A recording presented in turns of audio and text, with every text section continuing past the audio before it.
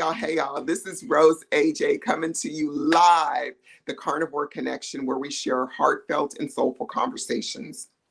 Today, I have Jo with me sharing her story. Before we begin with Jo's story, what I'd like you guys to know is that on September the 9th, there's a 12-week beta test group for women that are 50 years old and older, the Carnivore Connection, that I will be hosting, coaching, supporting, creating community for 12 weeks, and it's $45. So even if you see this video anywhere between September the 9th and November the 25th, you can join in for a flat rate of $45. Then I'll take everything that I've learned from you guys in the month of December 2024 and then turn it around and do a program offering, a monthly program offering starting January 2025. So I need your help, you guys. If you're a woman that's 50 years old and older that need community, that need support, need guidance, need coaching, please sign up. That will be in the comments.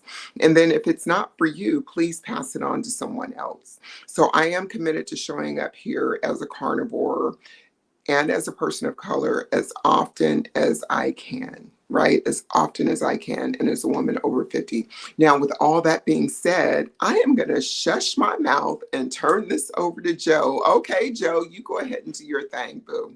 Good morning. Okay, thank you. Good morning. Thank you so much, Rose, for having me and for what you do here to make this information accessible to people. I really appreciate you.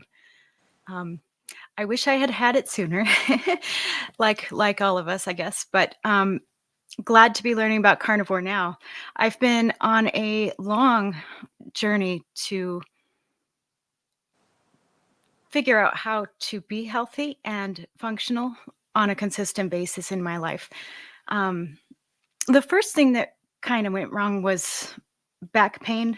Started when I was at age 14, but it didn't really stop anything I was doing. It just made everything more painful. Doctors couldn't figure out why I had back pain. It's in the middle of my back and pretty severe, and most things that I did made it worse. But I just went on. I tried everything they suggested and nothing helped, so I just went on with my life. Then I was in college, and the next thing that kind of, I believe, actually set me on the wrong path with my health and probably disrupted most of it. My period stopped when I was 19 for an entire year. Actually, when I was 18, it was my first year of college. And so when I was 19, I went to the doctor and I told the doctor, I haven't had a period in a year, something's wrong. And they prescribed me birth control to restart my hormonal cycle.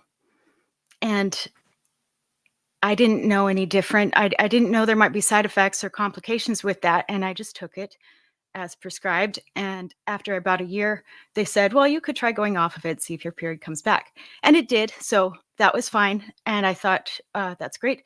But in the meantime, during that 1 year on birth control, I developed severe depression, which I've later learned is not uncommon for women who go on birth control.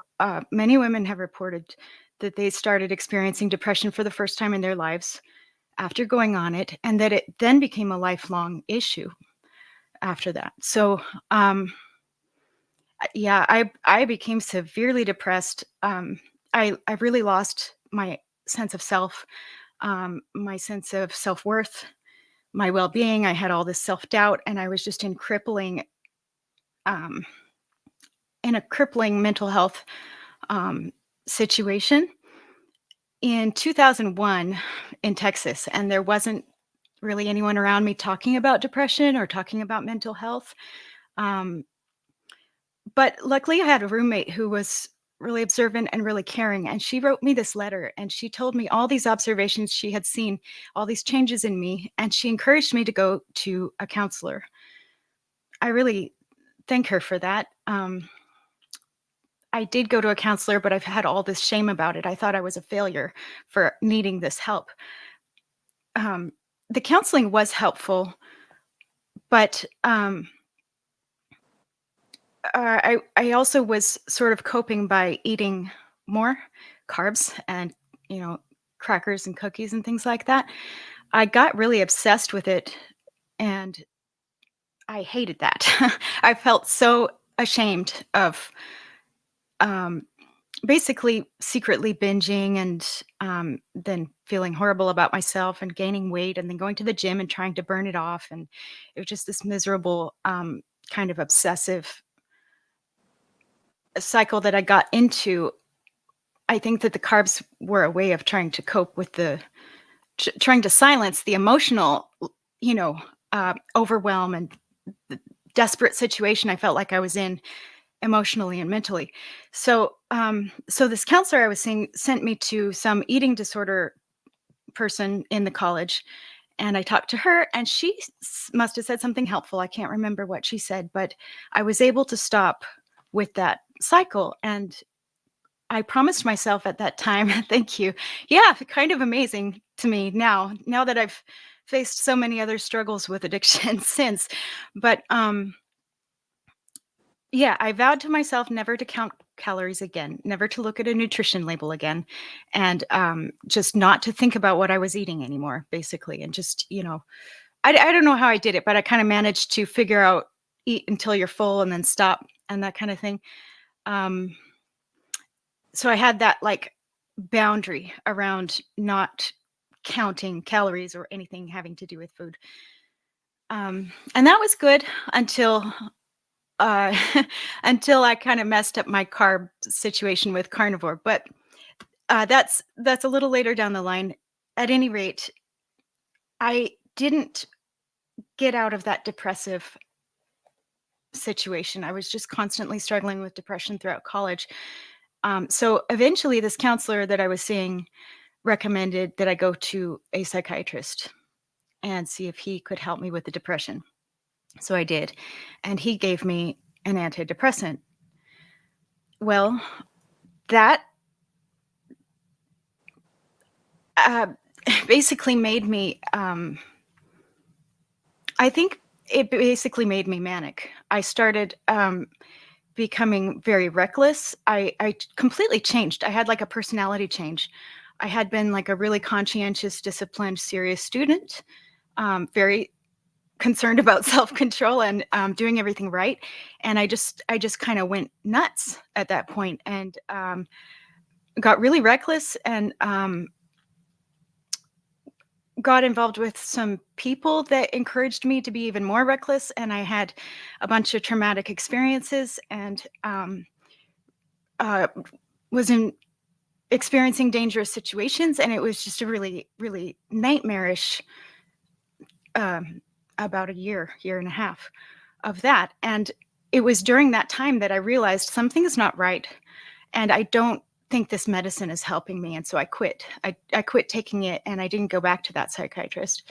And so now I was just on my own, like dealing with this trauma that I've just had and still dealing with depression and kind of trying to figure out who am I, what just happened, and, sort of get my life back on track.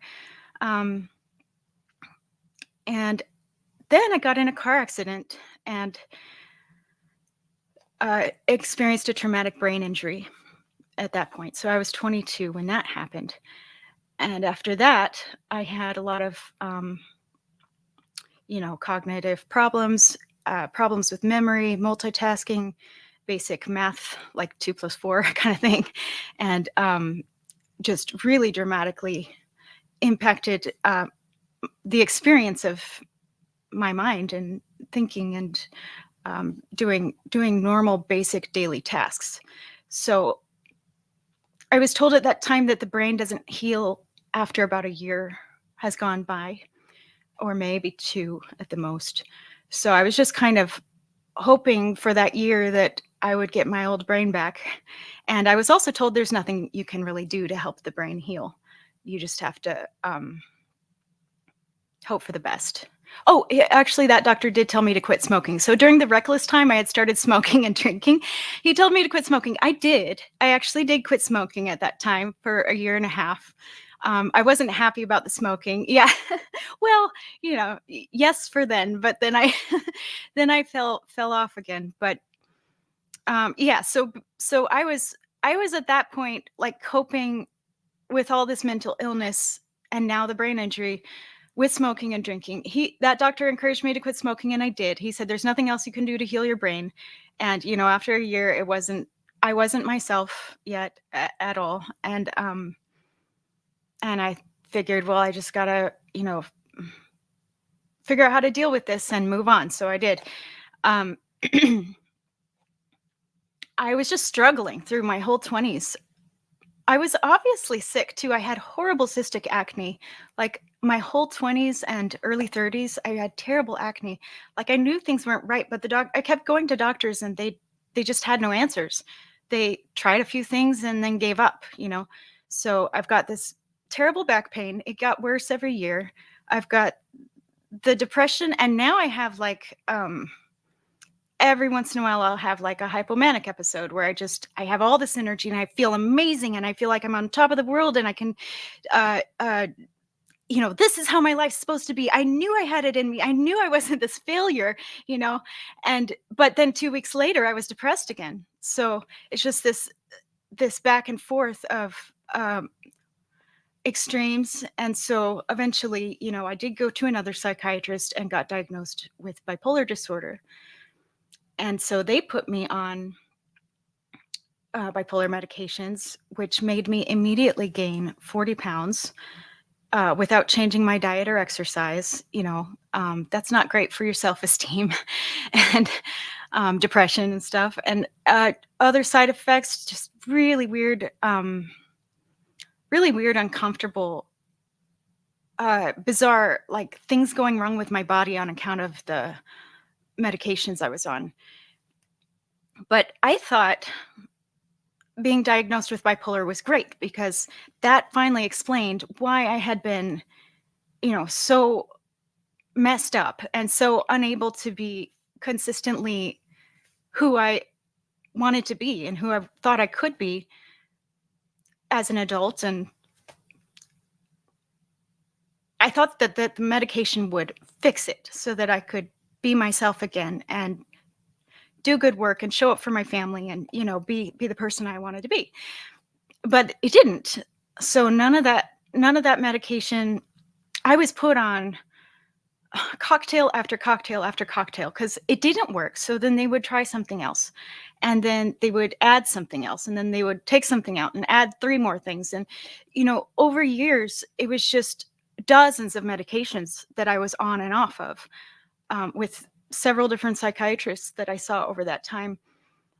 And over this period of time, I went from a person who was biking everywhere, not overweight at all, had lots of energy. I was messed up. I wasn't feeling great, but I was physically healthy, mostly, I think, to chronic gut problems, overweight, could hardly move, apathetic, and still depressed, still having hypomanic episodes, still not able to connect with people, still not able to keep a stable life.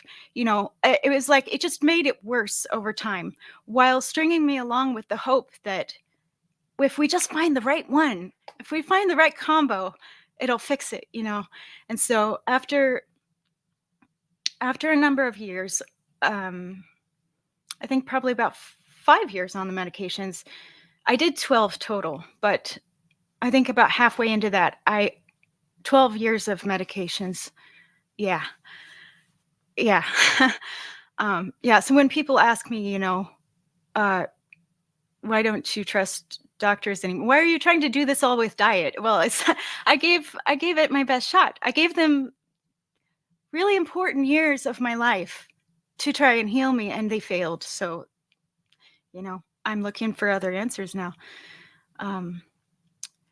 Unfortunately, I think those doctors were certainly trying their best, but they didn't have the right information to be able to heal my brain, So anyway, I tried to go off my meds because I sensed that there was maybe a natural way to handle my mental illness and get away from these side effects that were really destructive.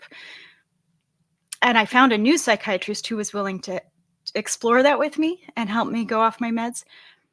And that was great. He was really supportive, but unfortunately, in the middle of that process, I had gotten like mostly off of them, but not quite there. I developed a really serious physical illness, and it came with some emotional symptoms as well. But I didn't know what it was at first. Actually, for 3 months, I was having these episodes where I would become so weak I couldn't walk without support or hanging on to somebody or something. And I had a racing heart, really, really fast heart rate during those episodes, and shortness of breath. And then after that was going on for a while, I would start crying uncontrollably. I couldn't stop crying. So that was what it was like. And then, it would pass. I was still pretty weak all the time, but I could walk. But every once in a while, I would have another one of these episodes. And so I went to my doctor, and she said, I don't see anything wrong. She checked me over. She couldn't find anything wrong. She sent me on my way. And then I became worse, and the episodes became more frequent, and I had to get driven home from work because I couldn't stay. And so I went back and I said, this is getting really bad. And actually, in that moment, I had an episode in her office, and the nurse had to walk me down the hall because I couldn't do it by myself. So I said to myself, finally, she's going to, know that there's something really wrong. My resting heart rate in her office when she took my pulse was 136. And so she took an EKG, and she did some other heart test, and they showed no problems. And so she just shrugged and said, I think you're just depressed. You should go to your psychiatrist. And, I've been dealing with depression for, 13, 14 years at that point. So I knew that that's not what this was. It felt very different, and it was physical, and I knew that. And I didn't know what to do, though. So I called my psychiatrist and said, help. What can I do now? She doesn't know what to do with me, and I need help. This is really bad. And he said, I think you should go to the hospital. And so I thought, well, maybe they're going to do some different tests at the hospital that she doesn't have access to. And so I agreed to go, until I realized they were sending me to the psych ward. So I knew no one would believe me there, that there was something wrong with my physical health. And so I refused to go. And then I felt really desperate because now that I had gone and gotten help for my depression, my doctors were using that as an excuse to gaslight me and say there's nothing wrong, when they just weren't smart enough to figure out what was wrong. So anyway, I wound up in the office of a traditional Chinese medicine doctor, TCM, Chinese herbalist. And thanks to my former therapist who suggested that, and he healed me of that illness. It turned out to be candida overgrowth. And I guess that's quite common, but my reaction to it, or my symptom profile, was really severe. So he gave me this tea, and I was so weak I could barely lift the saucepan off the stove when I was making my tea, and I had to also cook all my own food because I couldn't have anything processed in order to heal from that. And so I got really, really physically healthy because of that clean diet. It wasn't carnivore, but it was nothing processed, and basically no carbs as well. So that was great, and I lost a bunch of weight, and I felt physically really well after 3 months of that treatment. But then I kind of tumbled into this total mental health collapse, just like crisis. I don't know why. I still can't figure out why that happened. I was still not connecting that physical and mental health are the same. They're intimately intertwined. And I wish I had continued going to Dr. Han, the Chinese doctor, but I didn't know he could help me with my mental health. I thought he could only heal the body, and I didn't know that one works on the other. And so I stopped seeing him after my gut problems were resolved. Um, and my mental health problems were not resolved. But it was more of the same that it had been until it got much worse. Just probably a few months after my gut problems resolved, I got into this period of time where I was so sensitive that everything was overstimulating. And sound was the worst of all, but kind of anything could be. So hunger, somebody just in the room doing their own thing, like people walking around me, cars driving on the street, just the activity of life was overwhelming to me. And the problem wasn't that I was bothered by it. The problem was that when I became overstimulated, I very quickly, within a couple of minutes, would escalate into a experience of distress that was so intense, it felt like I was being killed. So, like if I was around some noise, like my street had a lot of gardeners doing the lawn and trimming bushes and stuff. When that would happen, which was every day, many times a day, it was so difficult to handle that my not every time it happened, but it got to be every day or more than once a day, I would flip into psychosis where I felt like I was dying, that this sound was killing me, and I was fighting for my life. Like it was really like a life and death feeling inside me. And I would lose control of my body because, my system was fighting for its life, and I would like rip my clothes and throw myself to the ground and wake up from like blacking out.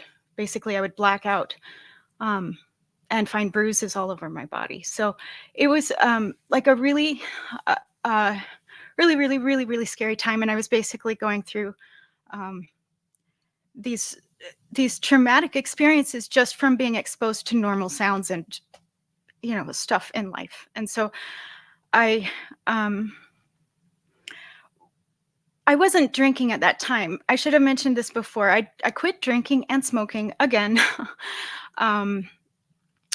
before I started going awful on my meds. So this is about a year into cutting back on my meds and no alcohol and no cigarettes. What I've learned more recently, so I also don't drink and smoke now, but I had to quit again. So what I've learned this last time of quitting smoking and drinking and going on carnivore is that that was how I coped with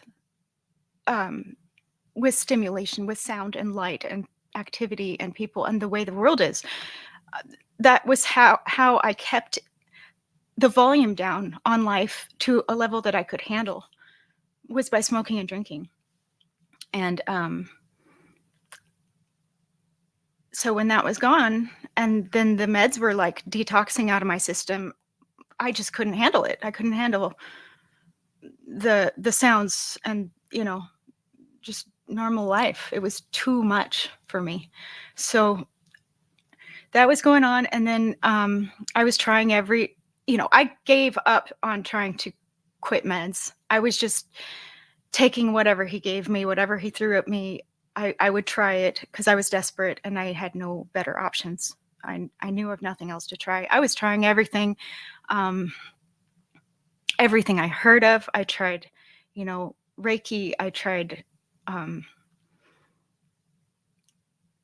kind of a bunch of different spiritual interventions that I came across, and even ones that really kind of weirded me out. I was just desperate to try anything that might help. And then one day I was arrested. Uh, what would happen was I would black out. I would get into these psychotic episodes, and my brain would just shut off because it was so intense. I guess it wasn't protecting me, from continuing that experience. So I would black out and not remember what happened after that. I also had these medications that would knock me out, so that I could stop the episode, but then I'd just be asleep for half a day and wake up feeling drugged the next day. And I didn't like taking those, but when it was really bad, I would take them. And so there was a bad episode this one night, and I took those drugs, those pills, and I woke up in the back of a police car. So evidently someone had heard me screaming and called the police, and they took me to jail. So something interesting I learned there was that at least 60% of people in jail are mentally ill, and they don't give you your meds while you're there. So I was trying to get my mental health on track, and that didn't help. But when I got out, I remembered that there was something I had decided not to explore because my psychiatrist had mentioned dialectical behavior therapy to me, which is another kind of therapy that he said might be good for the situation I was in, but I was already seeing 2 therapists, and I thought it would be too much. After I got out of jail, I was like, well, that's the only thing I haven't tried, so I'm going to do it. And I found a therapist that did DBT. Excellent therapist, excellent form of therapy for what was going on with me, and I think for anyone in a severe mental illness situation. Highly recommend. In addition to Carnivore, of course. I wish I'd been doing both, but anyway, the DBT was tremendously helpful. Taught me mindfulness, the skill of mindfulness, how to kind of control your thoughts, put your thoughts on something physical in the present moment, to help get a sense that you have control over your experience, that your emotions aren't controlling your experience in the moment. And I learned to practice that by making art. So I started actually with coloring. I was just I wrote out some words that I thought would be soothing to me, because every day, like whether or not I was going through these episodes, I was still, super stressed out, super anxious. My baseline was pretty intolerable, and then I would have these spikes where I went into the psychotic episodes. So one day I was just experimenting with seeing if I could just do some coloring and see if that would help me focus my mind and practice mindfulness and see if I could feel better that way. Sure enough, it did. So I wrote out this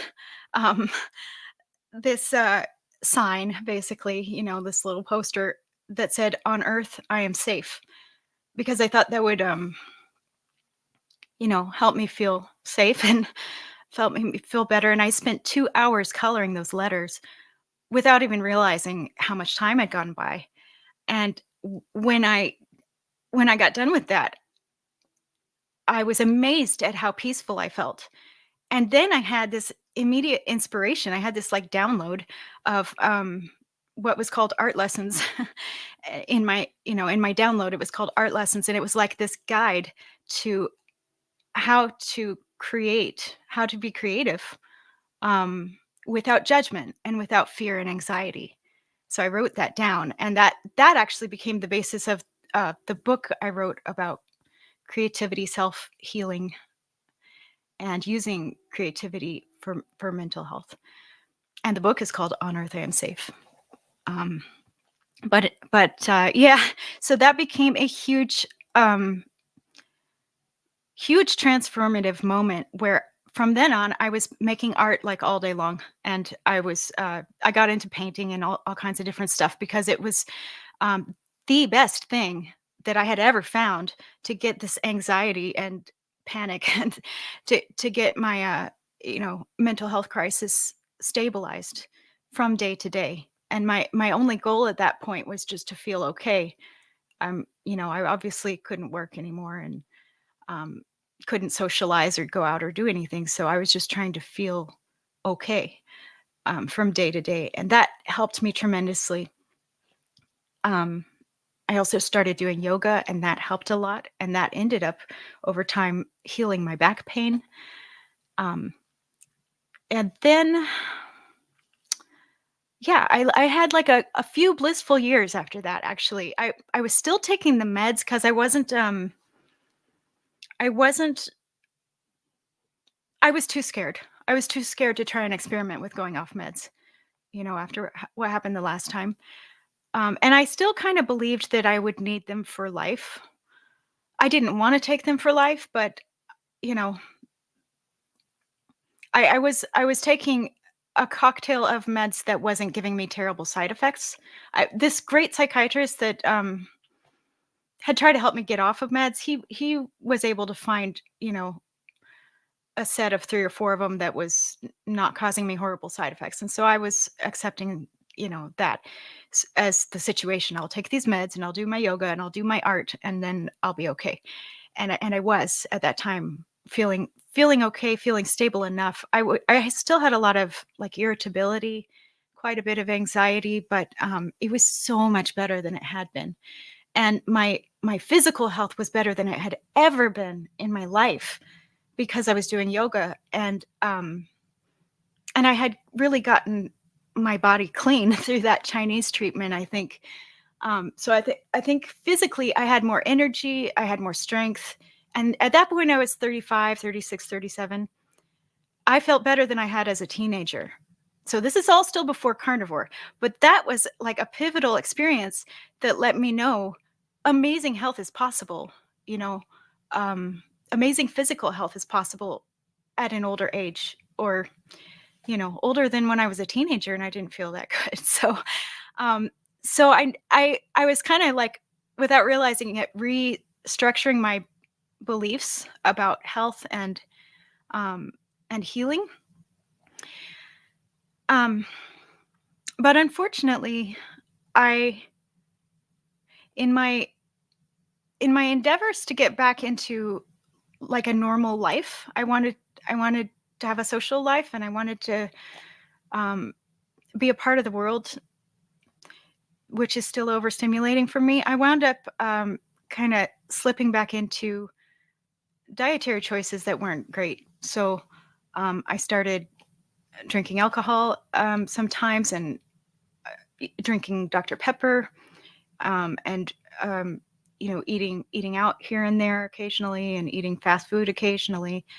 I never did that a lot daily, but I think it was enough to mess me up. And then I ended up smoking again. Like, gradually it crept back in, little by little. It started on my birthday, all the excuses we make. Smoking is my kryptonite. So, and so I was kind of starting to deteriorate my health. I also broke my big toe really, really badly, and I took 6 months to heal that. So I wasn't doing very much yoga or exercise, and so things just kind of slipped out of the habits that were keeping me well. Then I moved to Texas from California, which was where I was at the time, to live closer to my parents during during the 2021 era.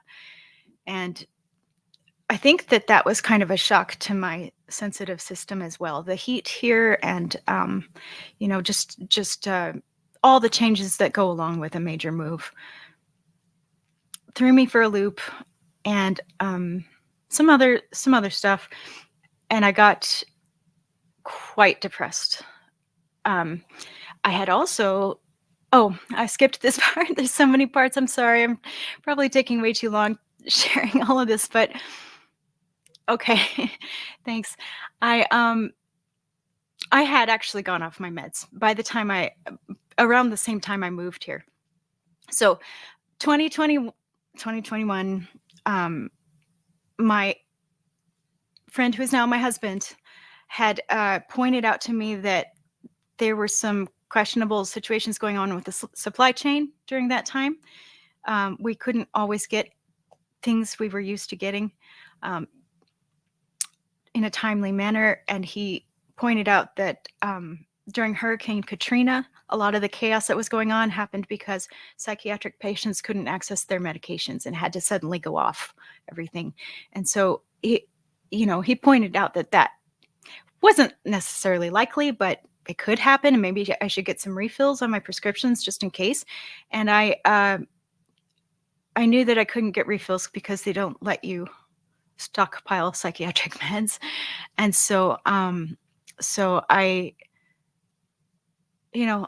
thought about it for a long time, and then I decided to try and wean off of all my meds and see what happened, and do that in a controlled setting, while I had that option.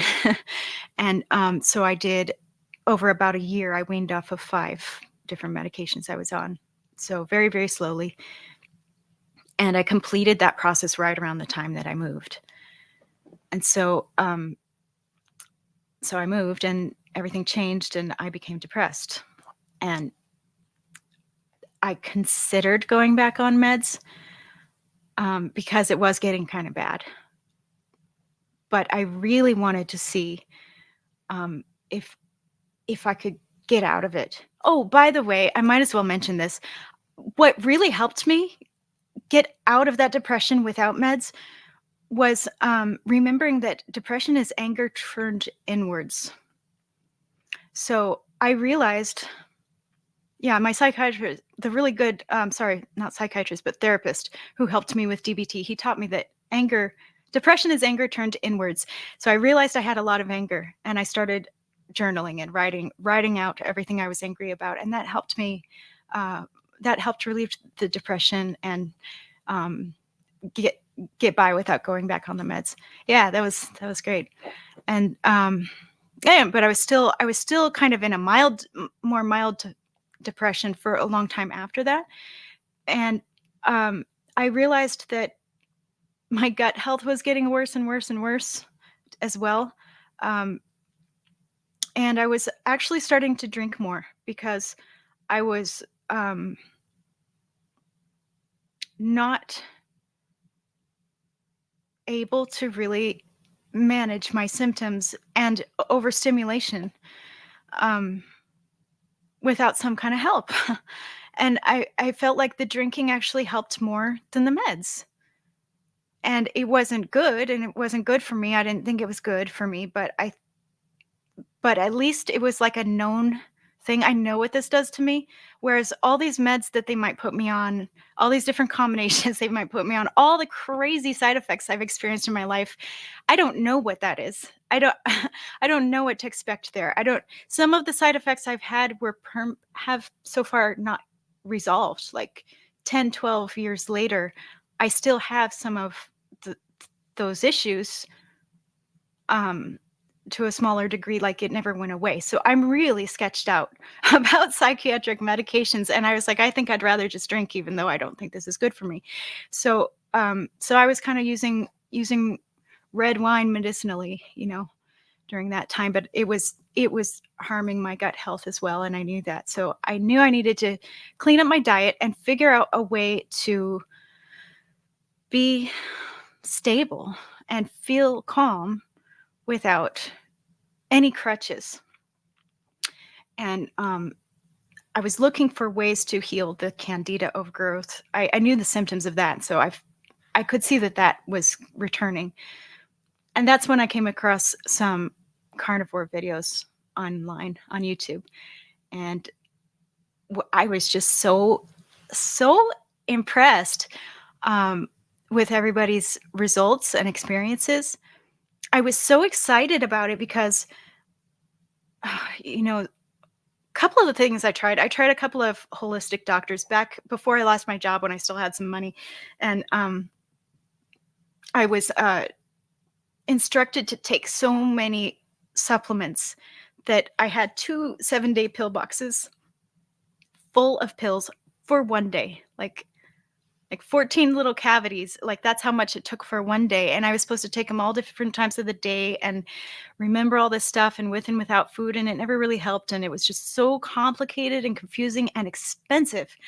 And I knew that organic food would be better, but I couldn't afford it anymore. And it was just overwhelming. All the different inputs and information and all the different ideas about health and you should take this and you shouldn't eat that. And carnivore was just so simple and so clear. I was in love with that idea and affordable, right? So I was in love with that idea. And then the thing that really sent me over the edge with it was people talking about sugar addiction, sugar cravings disappearing. I actually managed to quit smoking in 2022, but 8 months later, I was still having, thank you. I was still having cravings, and this is why I kept going back to it. Every so often I would quit for, a year or two, and then I would pick it back up again because I never stopped craving it. And I thought I'm going to have to resist the rest of my life, this temptation. And that's what amazed me about the carnivore stories was that people didn't crave sugar anymore. And I thought if it could cure sugar cravings, maybe it could cure cigarette cravings. And I really wanted to try it for that reason. Yeah. So I did, but it took a long time to get the guts up to let go. So I had quit smoking because that's what I get really into. I mean, that really messes me up. I had quit smoking, but I hadn't quit drinking because that one I could control a little better. But it was still like serving as a crutch, that if I feel like I can't handle things, I'm going to have some wine and then I'll feel better, And so the last time I had quit smoking, drinking, and meds, I went crazy. And so, it was scary to let that last coping substance go. And it took me 6 months to get up the guts to try carnivore and really let it go. So I started in June of 2023. And because of my, thank you, because of my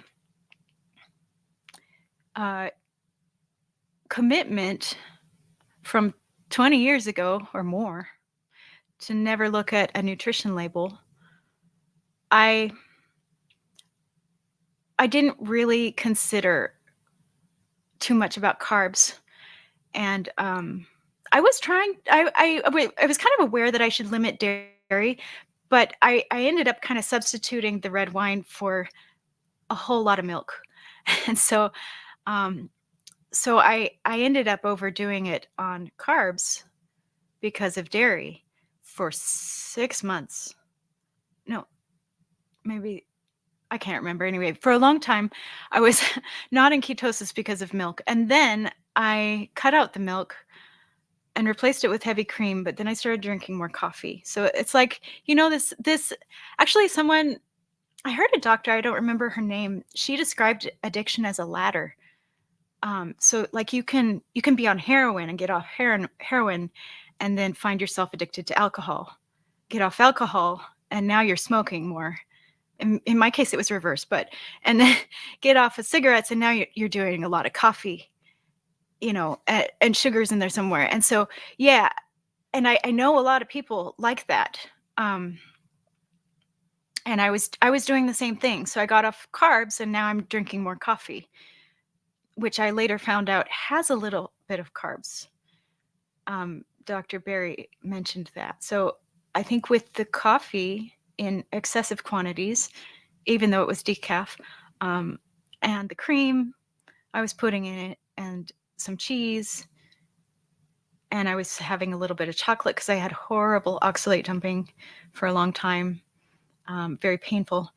So between all of those sources of just a little bit of carbs, I was probably not in ketosis for another 7 months. No, I think it was a total of 7 months. I'm getting lost in the details here, but I was doing carnivore for many months without really seeing amazing results, and I think it's because I wasn't in ketosis, because I was refusing to count macros and look at, you know, the nitty gritty of what I was putting in my body. And so I finally gave in and counted macros and checked my carb totals, and, you know, made sure I was under 20 grams of carbs every day, and quit dairy entirely for a month. Thank you. Yeah, and that helped a lot. Quitting dairy helped a lot. I immediately lost 15 pounds. Like in 2 weeks, I dropped like 2 pant sizes. It was wild. Yeah. And immediately my anxiety got better. And sleep started getting a little better. I'm still working on sleep. But I'm so much calmer since going into ketosis than I think I've ever been.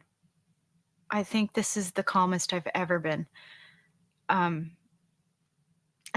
there's a few physical things I can talk about too, but just to focus on the mental health side for a moment, it's like, you know, having lived, I'm 42 now. I'm almost 43.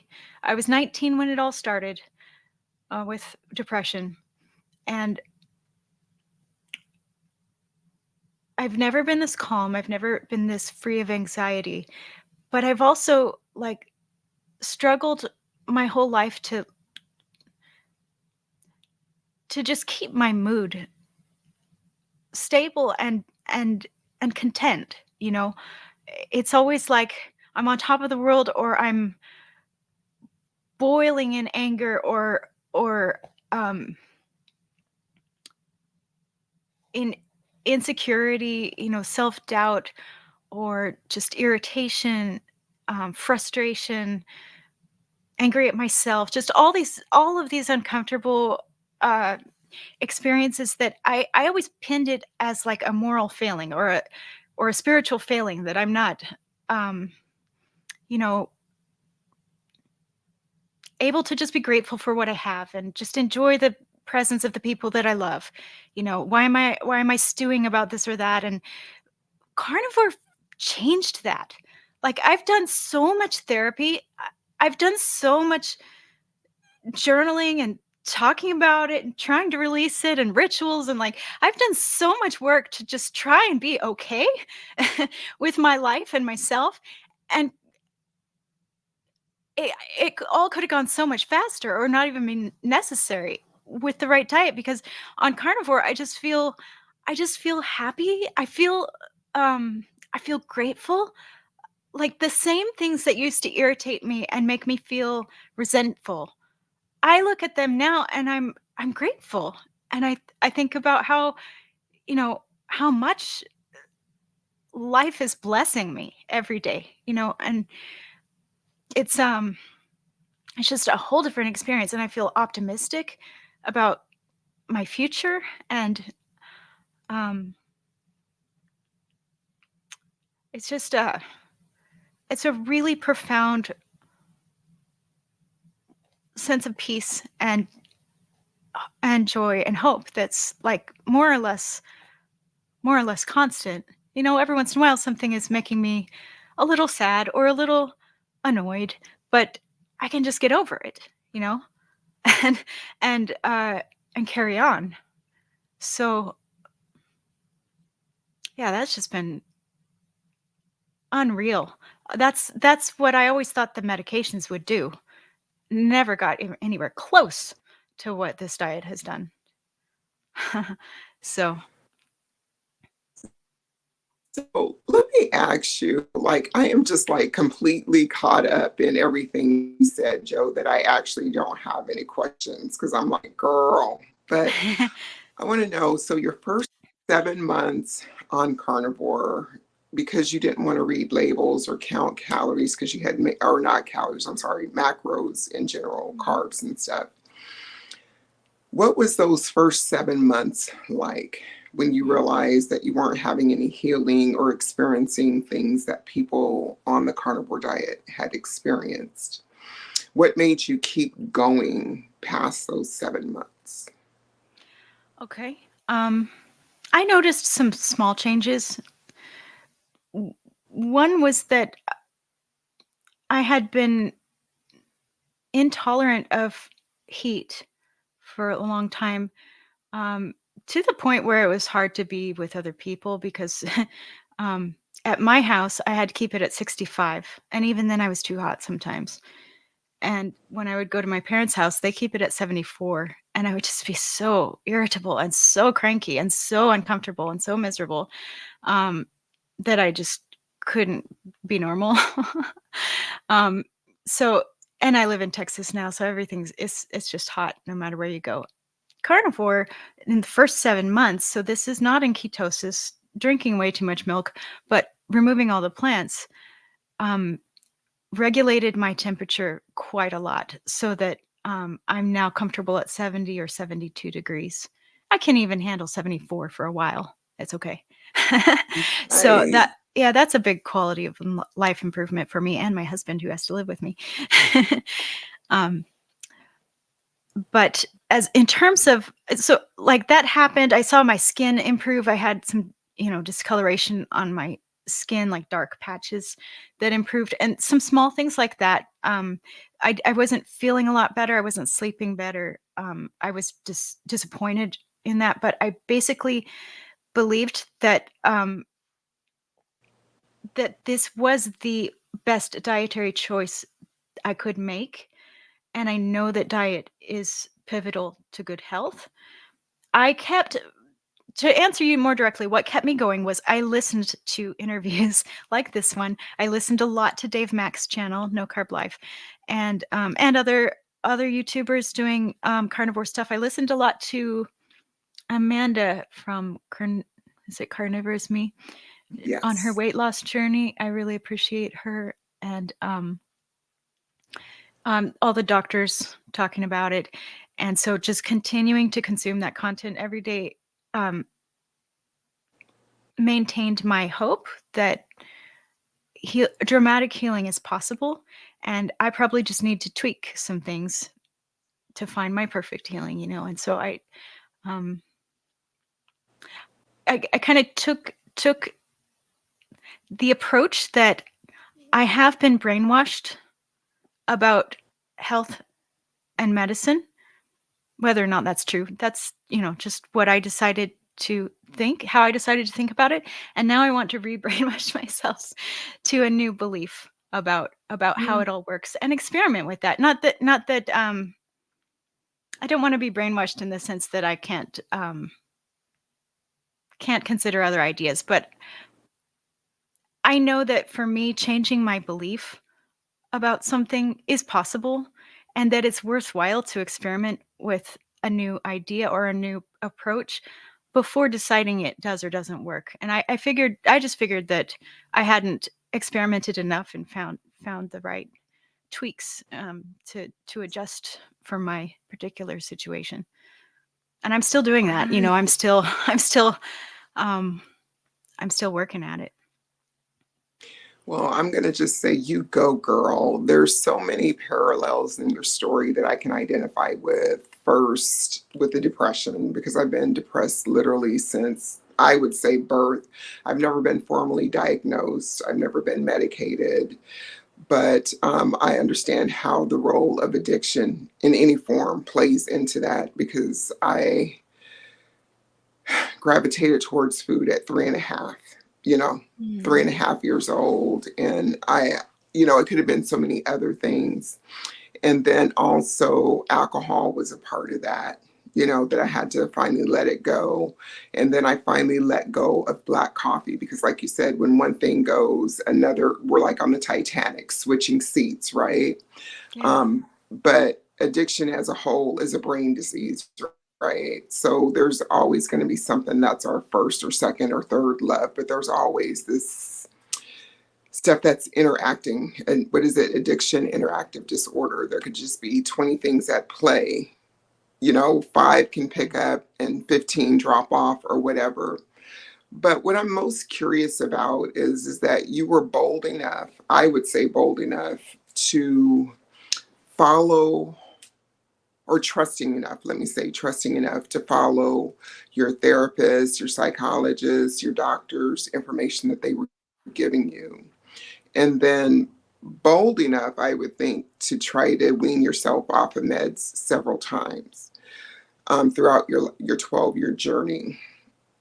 But you were still using things that weren't working in conjunction with that.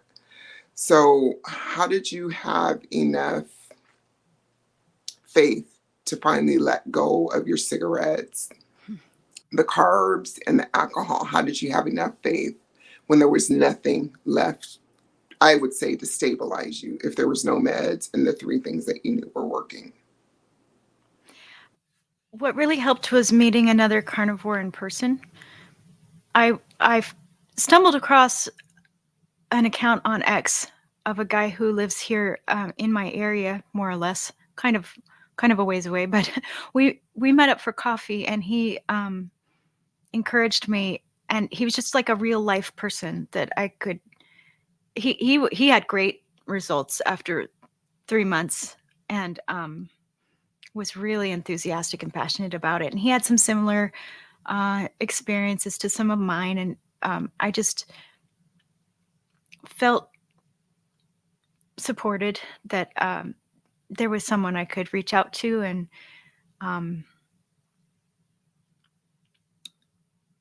actually, he told me about oxalate dumping. I might have quit if he hadn't, because I hadn't heard of that yet, and it was so severe and so bad, and I didn't know what was going on. I might not have stuck it out if he hadn't tipped me off to look into that. And I got Sally Norton's book and read about it, and that helped me get through that part of the struggle. But I would say that I'm actually not completely off that ladder of addiction. Well, maybe I am. I don't know. I'm on day 7 of no coffee, Rose, right now. And I have done that a few times. Thank you. So again, I'm like, I quit for 12 days, and then I quit for 5 days, and then I quit for 6 days, and I keep like having it here and there. Right now I'm 7 days in. Maybe I can keep it up. Maybe I can. It seems like it seems like I have to have a bunch of failed efforts before I can really lock in the next change.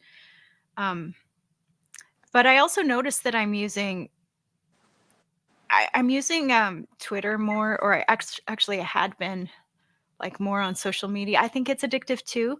I think we have this wiring in our brains to seek out a dopamine hit when we're so used to using that to cope with anything uncomfortable in our emotional field. And so I would say I'm not completely clear of that, because I still want coffee, and I still kind of use my phone more than I want to, but more than I think is healthy.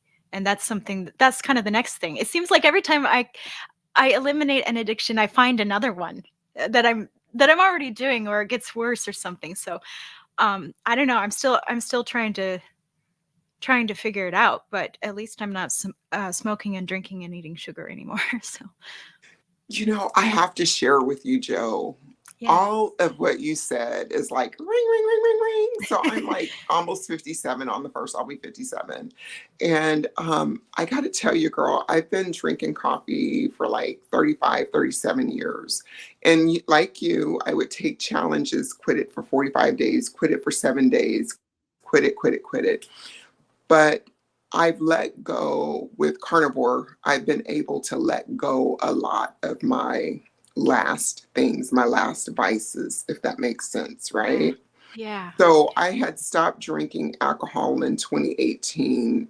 I would do it like recreationally, as far as like after we finished like long distance runs or at races. It was just like more control. But for a few years, it was becoming a quick second in place of food, right? I was a weekend warrior drinker, that kind of thing. Yeah. But I had to rein that in. But with coffee, it was like one of my last vices. I mean, like literal last vices, black coffee. I will not give this up. It helps with my depression, using all of these justifications, right? So finally on July 23rd, I said, girl, you're quitting for good. This is it. And so every morning I wake up and tell myself, coffee is not an option. Coffee is not an Nice. option. Coffee is not an option. I'm no longer a coffee connoisseur, you know. So I've Nice. saved so much money. I've switched over to black tea, necessarily the caffeine that I was running away from. It was just being controlled, right? I need a cup of coffee before I work out. I need a cup of coffee after I work out. I need a cup of coffee when I get to work. I need a cup of coffee at 3 o'clock, these certain points throughout the day. And I have to tell you that I do still feel sluggish, like my brain isn't as quick as I'd like it to Mhm. be, because Mhm. coffee helped with that, right? Yeah. Um, but it's okay for me to pause sometimes. Sometimes it's just like, I don't want to exercise, and that's my passion because of the relief, the endorphins, the dopamine hits, and stuff Mm. like that. But Mhm. I can tell you that if you ever need somebody to say, hey, girl, I'm having a hard moment, or I'm feeling kind of melancholy because I haven't had a sip of coffee or whatever, you can text me anytime. I got you. And I'm only a few days ahead of you, July 23rd to now. So I'm Nice. never looking back, Joe. I'm never looking back. Yeah. Yeah. So Congratulations, good Rose. That's on you. wonderful. Yeah. Thank you. Well, I mean, good on you, though. You've been through so much and you are just warrioring on. And I want to ask you, you mentioned earlier that you authored a book and you found a creative outlet through writing and coloring, art in of itself. I Mhm. understand that you've also recently did a carnivore book for kiddos. Yeah, that's right. Can you share can you share with us about that and where we can find it and how we Sure. can support you in your future endeavors as far as being an author? Thank you, Rose. Sure. The Carnivore Kids book is called Fuel for Your Fancy Machine, and it's on Amazon, so you can buy it. It's a paperback and order it there. My name is Joe Vertis, and if you just search in Amazon Joe Vertis Fuel for Your Fancy Machine, you'll find it. Um, and then the book on creativity and health and healing is not actually in print yet. I have it for sale as an ebook, as a PDF download on my website, which is onearthiamsafe.com. So people can read that. It's just going to be a PDF version, but it's beautiful. It's got lots of artwork and examples of my art, as well as the art and writing and other creative expressions from a whole bunch of family and friends of mine that contributed projects to the book. And um, each of them illustrates a principle that I'm talking about creativity. So I'm really proud of that one too. And thanks for giving me a chance to mention it.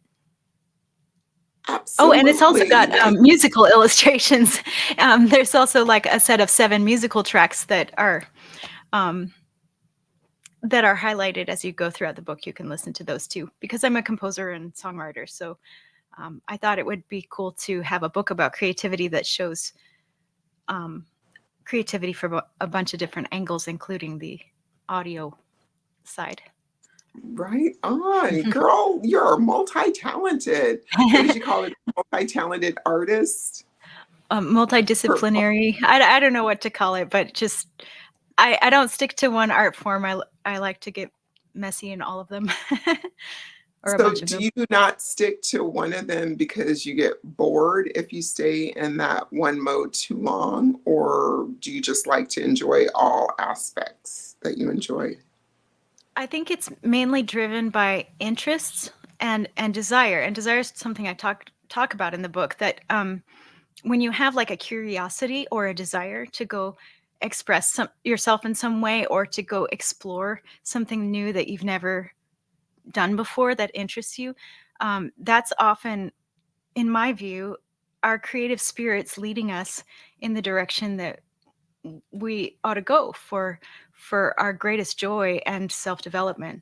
So when I got a craving to start painting with alcohol inks, I did it, and that taught me so much about myself and about creativity that I never learned doing a whole bunch of higher education in music composition, you know. And then when I went back to composing music, it had completely transformed while I wasn't even working on it, because of all the things I learned about creativity and flow and, you know, expressing yourself in a new way by making art in a different art form from the one I was trained in. Like, it gave me a whole new path into a deeper level of creativity. So I think it's really valuable to explore outside of, you know, the thing you usually do and the thing you're best at. And I just also enjoy a lot of things. So would you also say that it's a form of therapy for you? absolutely. Yes, absolutely. Yes, yeah, doing something that you love. Before we close out, I just have a couple of questions for you, if that's okay. Are you Sure. good with time? Yes, I am. Okay, Mhm. so you mentioned family as far as your parents, and you've mentioned friends and your husband. Can you tell me, were they supportive when you made this transition to the carnivore way of life? Did any of them join you? Did they question you, like, what's really going on here? How did they respond? Sure. My husband was very supportive. Um, he is now doing carnivore off and on, kind of. So he doesn't have an interest in doing it full time, but he's eating a lot more meat, and then he'll do carnivore for a period of time, and he's kind of experimenting to see, you know, how he feels with that, and that's really cool. And my parents are supportive of my diet. They have never been in opposition to what I'm doing, and they've been very supportive in terms of, like, having more than one kind of meat for me when they invite us over for dinner. So that's so sweet, and I really appreciate that. They were very concerned about me going off my meds, though, and they, especially when I started having issues with depression after I got to Texas, um, they really encouraged me to consider going back on meds. And I wasn't really able to articulate very well at the time why it was important to me to keep trying to find another path. But now that I have, you know, more than a year behind me of carnivore, and more than 3 years behind me of being off meds, this is actually, this has been really interesting to like get to know myself off of all of that stuff. And now that my brain is working so much better, I didn't mention that before either, but my cognitive function is so much better than it was. I can think much better unless I eat something wrong. Like, on our anniversary, I kind of messed it up, and it lasted for a month that I couldn't think as clearly as I had been after just a few bites of cake. So um, I don't think everyone reacts that significantly, but I did. And anyway, now that I can think and articulate my thoughts so much more clearly, I've been able to explain to them, you know, what my life was like on the meds and what I'm experiencing now and why this is so much better for me. So they're totally supportive now, and I think as long as my mental health is good, they don't have the concerns that I'm not taking my meds. So Oh, I appreciate I them. love Yeah. that. I love it. I love that. And the fact that you're able to articulate, you have clearer thinking and whatnot.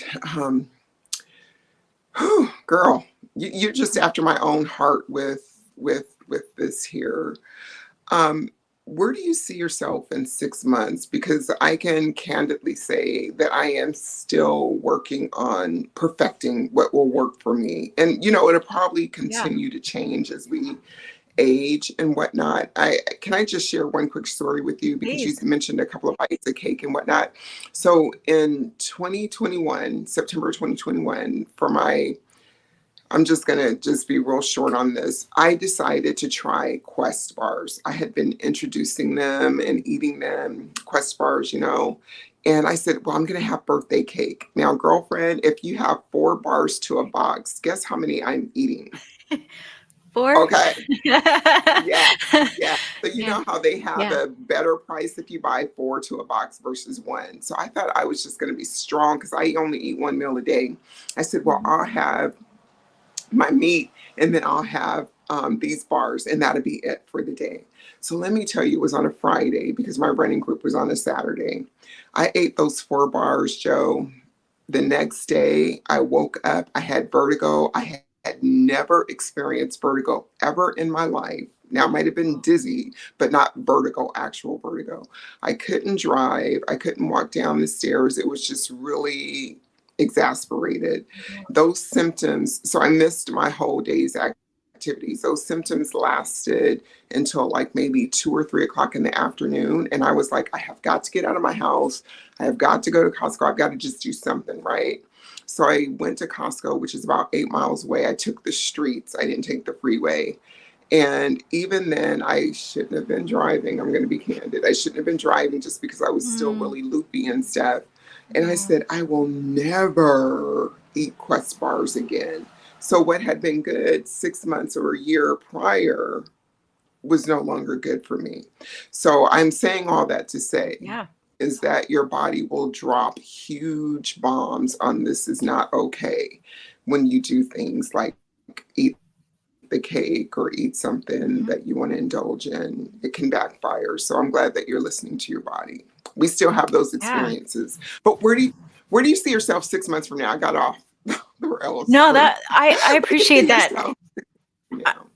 I appreciate hearing that. And I relate a lot to your story too. I've heard you share it and feel you on that, all of that. 6 months from now. Oh, well, I'm actually taking a new approach to healing. I wanted Carnivore to fix it all. I'm staying with Carnivore, but I found another traditional Chinese medicine doctor.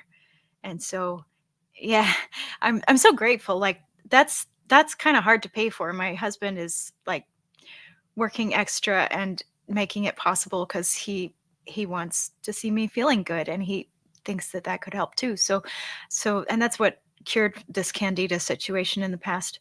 So, yeah, I'm hopeful that in 6 months I'll be sleeping like a baby and full of energy and just can't stop me and unstoppable. I did start this YouTube channel that I'm doing now about creativity called Creative Flow with Joe, and I love it. And I was feeling really good when I started it, and then like I said, I ate a few bites of cake, and I'm still trying to get back to where I was in May after that exploration. I won't be doing that again soon. But I would like to, have abundant energy for that project and other projects, which is what I think I'm capable of once I'm more completely healed. And I'm hopeful that this herbal treatment from the TCM doctor is going to get me there a little quicker. I think Carnivore probably could do it. I'm just kind of getting impatient. Right. I mean, Yeah. but if Carnivore has brought you to the level of healing that it's brought you to, and you need some additional boosters, go for it. Go for it. There's not, I honestly wish that Carnivore was a cure-all for everything, right? I mean, for everything on the planet, but realistically, it's not. And you're being in tune with your body and you're searching out other things to go along with what you're currently doing to accelerate the process. There's nothing wrong with that, girl. Nothing. Appreciate that. Thank you, Rose. Okay, so we know your name is Joe Vertis. Before we close out, girlfriend, if there was someone that had mental health issues that were being fueled, literally fueled by the food that they were eating, Because when you change your diet, you can change your mind. I honestly believe that. The brain fog lifts, your moods kind of stabilizes, your Yeah. blood glucose stabilizes. So if there's somebody out there that's eating the standard American diet or just eating fast food 24/7, whatever it is, but that have mental health issues that they believe have nothing to do with diet, what words of wisdom could you offer that person, if any? If they believe it has nothing to do with diet. Yeah. Yeah, if they believe their mental health, they're on medication, but they don't believe their diet, even if they changed it, would help them. They just think they would be the same. To me, the most potent thing I think I could share is my story and other people's stories.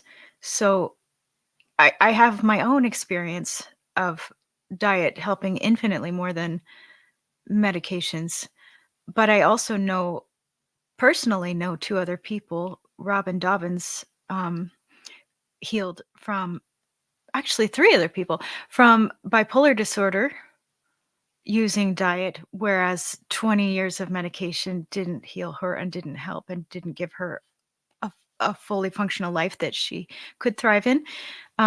Valerie Ann Smith has a bunch of interviews out, and she healed from psychosis and severe anorexia that had been going on for 40 years. No meds or inpatient treatment ever helped her, but diet has. And Sarah Christensen is a wonderful woman that I interviewed on my channel, actually, about her creativity, which started blooming after she healed with a ketogenic diet. She's not on the carnivore diet, but she does keto, and she's been doing it for 8 years, and her bipolar disorder has been in remission completely for 8 years. So those kinds of stories are so powerful, because we are all people who have tried the traditional medical route and utterly failed to get good results that way. So, we can compare these two methods, and there are so many stories like that now. I think that's what I would want to share with that person who doesn't think it's possible. I think we just haven't been exposed to this information and these testimonials, but hearing them could Yes. change someone's mind. And then also following doctors like Dr. Georgia Ede and Chris Palmer, Thank you. who are Exactly. leaders in this field, I believe. Yeah. So thank you for your words of wisdom to that person sitting on the couch, because I always think back to, I was that person sitting on the couch. I mean, literally thinking that this is it, this is my life, and Yeah. chucking in the towel and yada, yada, yada. But this doesn't have to be it if you give it just one more shot, right? Listen to one Yeah. more story and whatnot. Where can people find you, girlfriend? Thanks, Rose. You can find me on YouTube at Creative Flow with Joe. And I have a website, joevertis.com, or you can find my books and some of my music on earthiamsafe.com.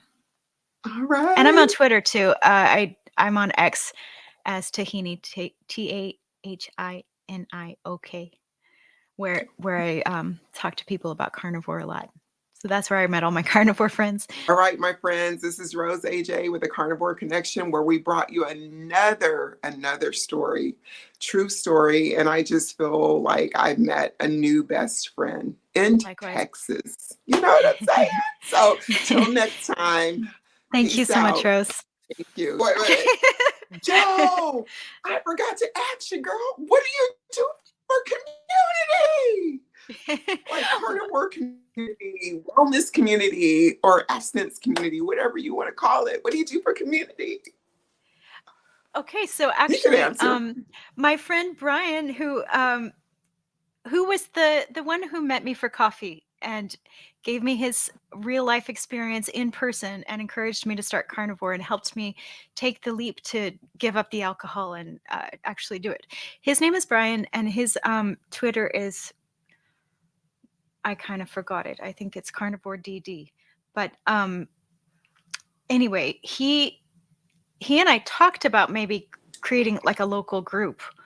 And then he got busy with life, and it took me a while to get myself to the point where I had any energy and stuff. But ultimately, I did create a carnivore group locally in the DFW area, and we're called North Texas MEATUP, MEATUP, NTX for North Texas MEATUP, MEATUP, and we're on X as a community there, where you can follow us or get in the group. And then we do a actual in-person gathering once a month somewhere, usually in Denton, Plano, Louisville, kind of the North DFW sort of region. Often coffee, sometimes barbecue place, or whatever we come up with. So if you're in the area, we would love to have you. Whether you're carnivore or keto or low carb, all are welcome. I love it. So. I love it. Thank you for sharing that. And actually, I hosted my first MEATUP with Lynn, Midlife Carnivore. I don't know if you know her, but we are live in Western Washington. And so we did a 5K up at a park in Seattle, and then we went to Starbucks immediately thereafter. And then at the end of it all, people were like, well, when's the next one? When's the next one? Because I'm a natural connector. I'm just going to put on my little bragging hat here. Because I believe it. I can see that. I was like, well, drop me some dates and I'll figure it out. Well, nobody dropped me any dates, a couple of weeks later. And this was like in May. And I go, okay, I've just got to take the bull by the horns. So I'm going to do quarterly meetups at different parts around Western Washington. So this time it'll be on our waterfront here in Tacoma. And then we'll do a coffee shop. And then in January, we're going to do, is it Fogo de Chao, like a Brazilian steakhouse? So I'm just going to move it around and just do that quarterly and stuff. So I'm excited that you have how cool. Yeah.